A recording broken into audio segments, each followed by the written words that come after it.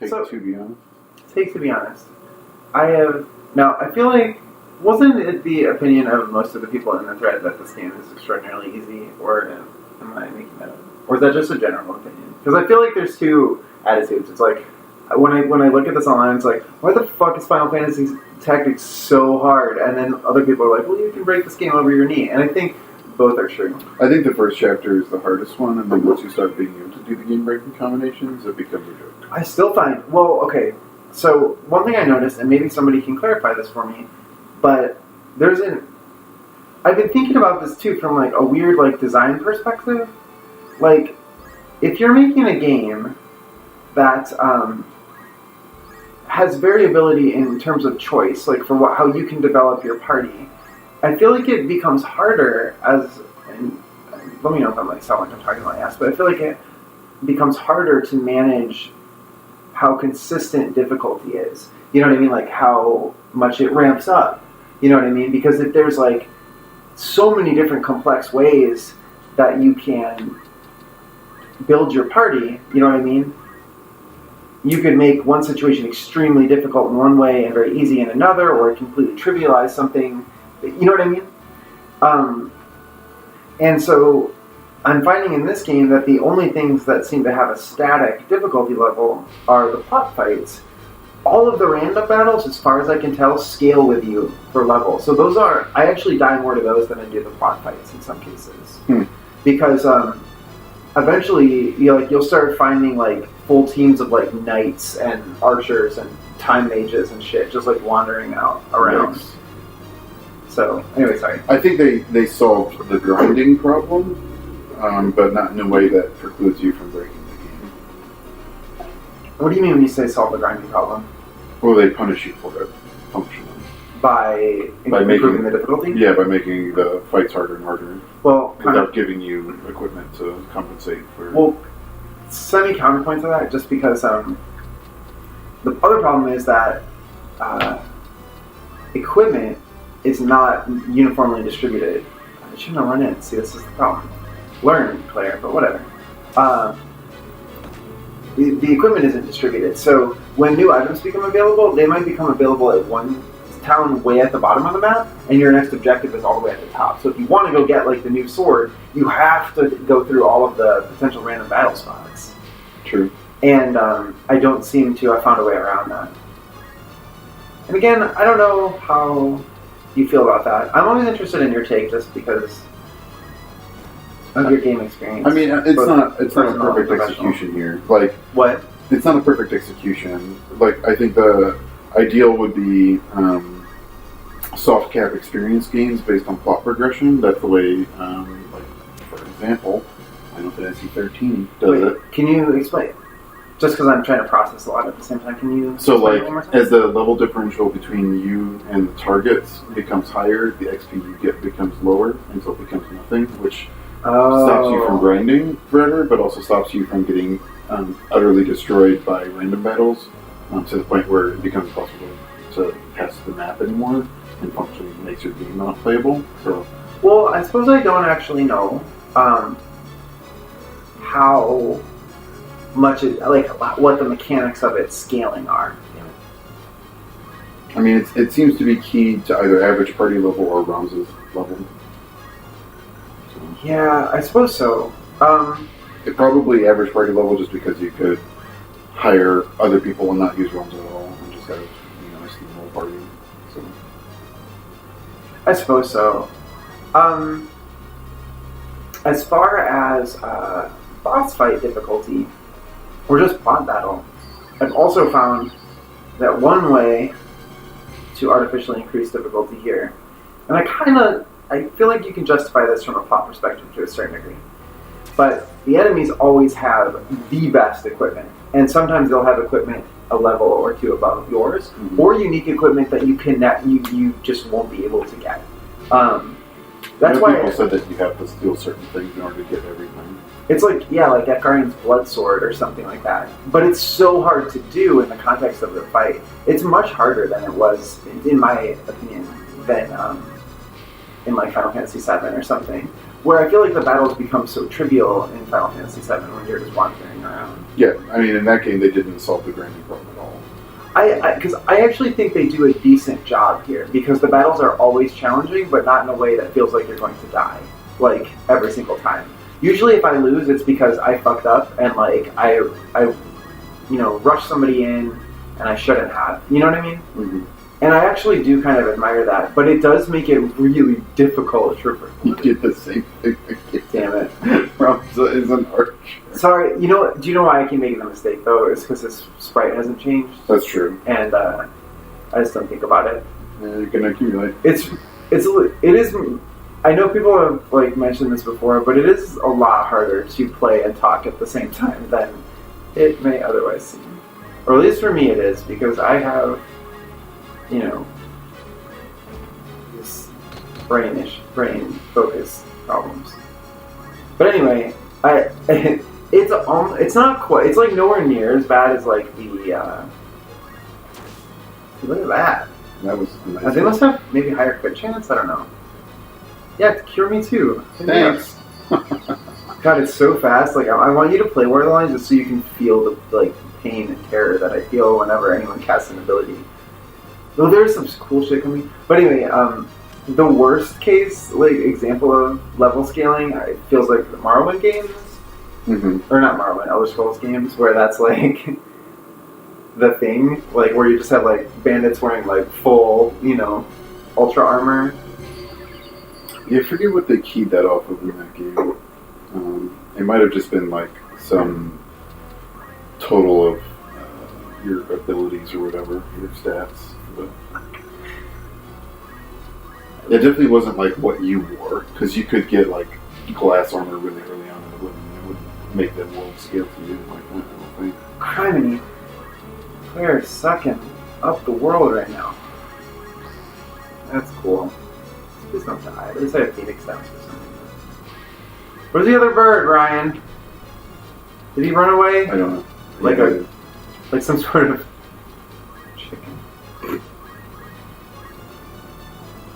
It was the saddest thing today with that Destiny 2 beta, which by the way is great. The social space opened today for an hour, and in the preview for the social space they said there would be chickens. Oh, and no chickens? There were no chickens. Those fucking lies. I know.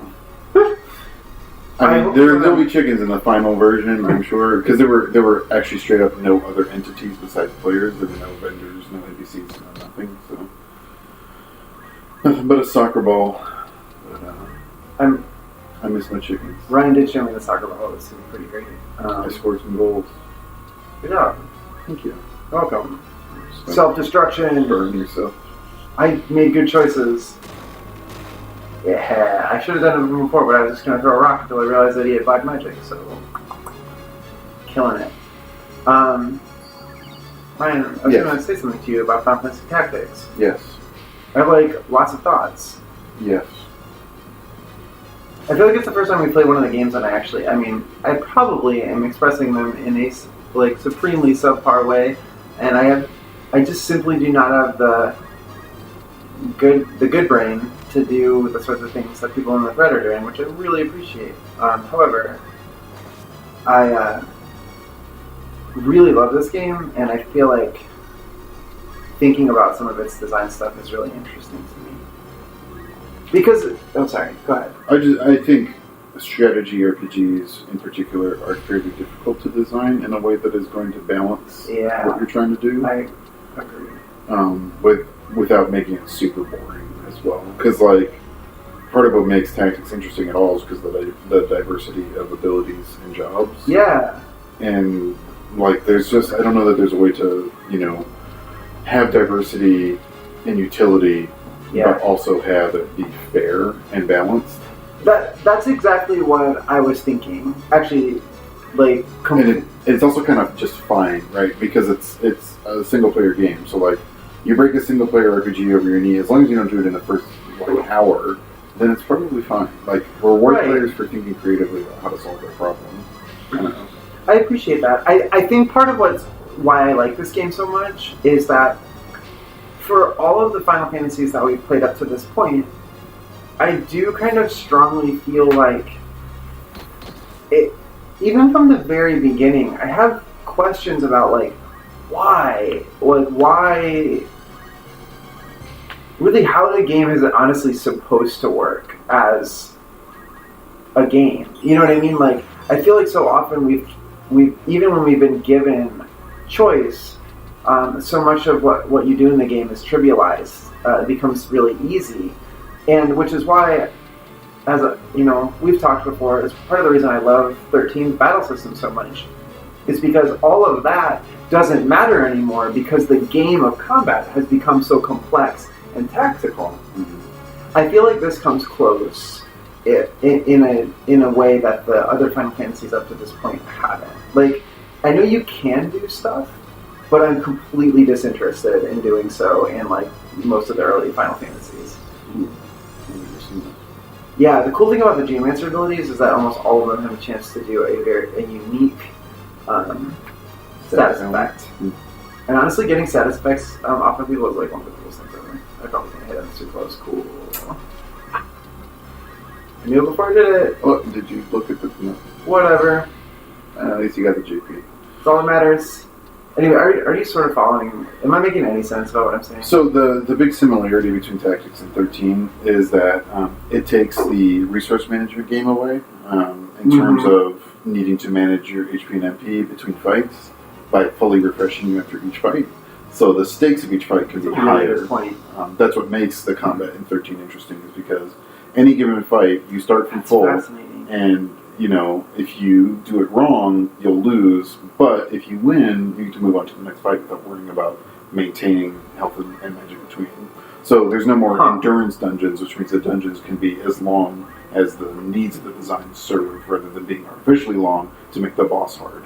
That's fascinating, and part of the reason I find this especially fascinating is I think resource management came out of tabletop RPGs. That was part of what made dungeon crawling what it was. And that's why Final Fantasy 1 is a resource management game. And I feel like a lot of the ones that follow that template, probably up until 7, even through 8 and 9, they force you to do that. But I never really thought about it in terms of a kind of a dichotomy here, where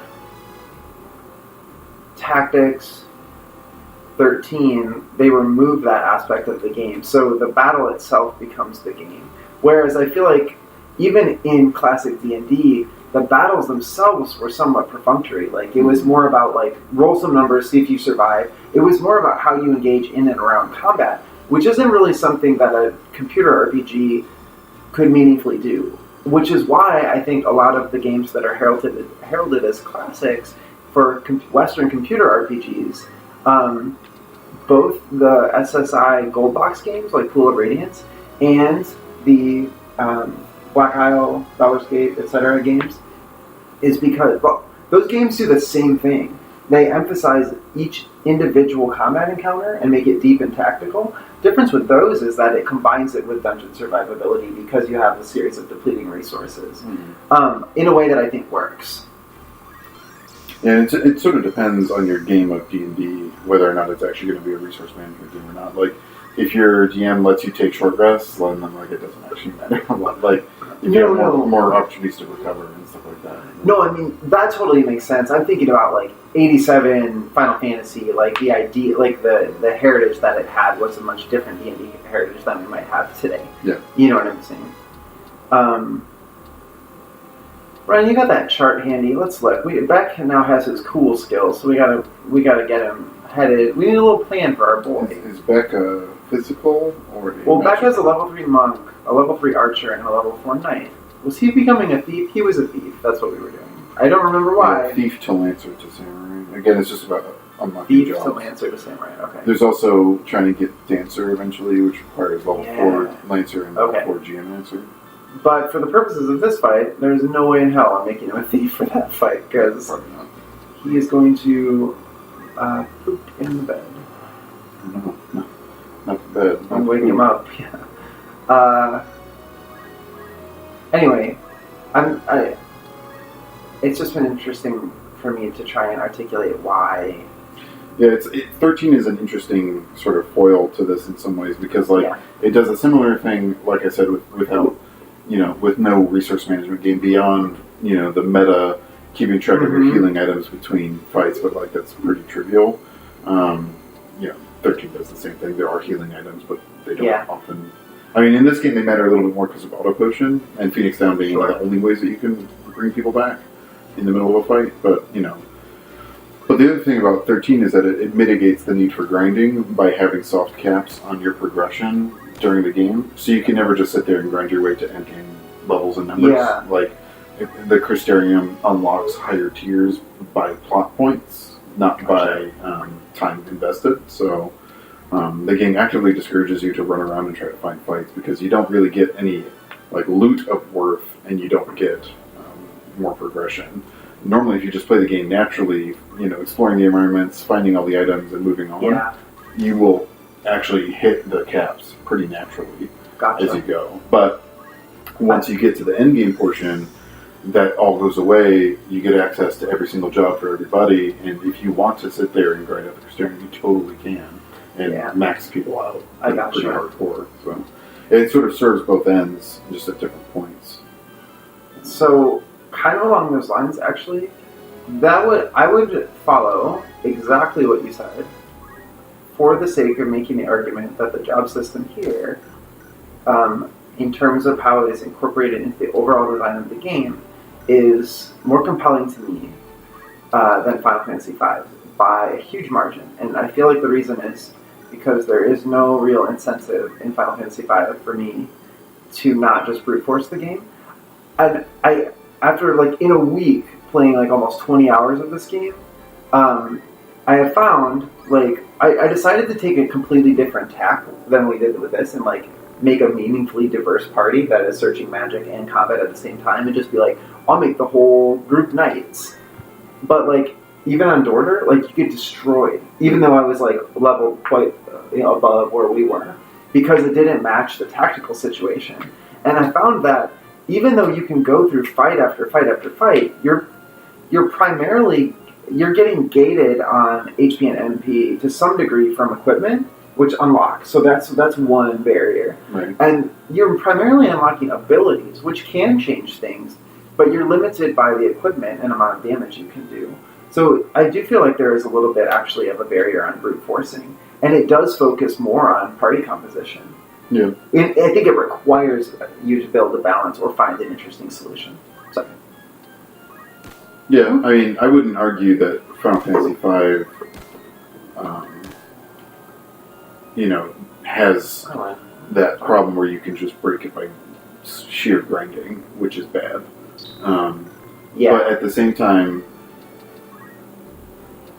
like, I don't know, my only compulsion to do the grinding in Final Fantasy V was just for completionist tendencies. And, I would do that probably here as well. Like, if I was left to my own devices, I'd probably be trying to get like all the abilities before moving on and stuff like that. And I'd probably get caught with my pants down at fights that are way too hard. So. Yeah, I mean, honestly, that's kind of the approach that I've been taking, and that might have also been one of the reasons they kind of did War of the Lions and upped its requirements. Just because I feel like Merlin was wizarding, right? Yeah. They tried to. I think they slightly tried to discourage you from doing stuff like that. But okay, we're ready to go to 14. But I was just thinking. Yeah. If the random battle difficulty is set by your average party level, couldn't you theoretically, once it got to a harder tier, recruit a member at level 1 and just have them sit in your backline? I don't know if it is... That's a good point. I don't know if it's... Okay, here it is. It's determined by the level of the unit with the highest level. Okay. Okay, so you'd have to loot people out. Yeah. So that's really interesting.